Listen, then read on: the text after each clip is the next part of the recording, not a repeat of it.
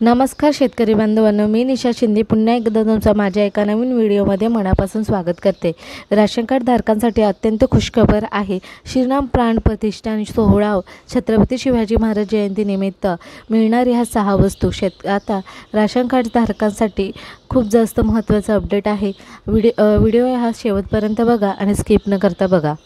नमस्कार मित्रांनो, ration card धारकांसाठी एक आनंदाची बातमी आहे आणि ते म्हणजे मित्रांनो, श्रीराम प्रांत प्रतिष्ठान सोहळा तसेच छत्रपती शिवाजी महाराज जयंतीनिमित्त रेशन कार्ड धारकांना 6 वस्तू शासनाकडून दिल्या जाणार आहेत।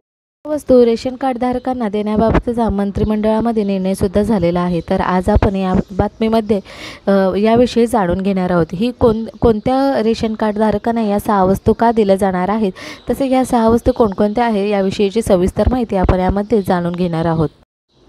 तर शेतकरी बांधवांनो, ठिकाणी या पाहू शकता, रेशन कार्ड धारकांना या 6 वस्तू का देण्याबाबत या ठिकाणी 10 जानेवारी 2024 रोजी मंत्रिमंडळामध्ये निर्णय घेण्यात आलेला आहे। तर काय निर्णय घेण्यात आलेला आहे ते पाहून घेऊया।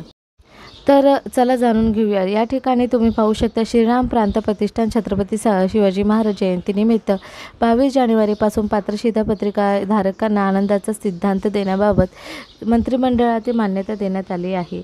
तसेच शिधापत्रिका धारकांना साखर खात्यातील रवा, मैदा आणि पोहे या वस्तू समाविष्ट असलेला आनंदाचा शिरा राज्यातील सुमारे 1,68,00,000 शिधापत्रिका धारकांना दिला जाणार आहे।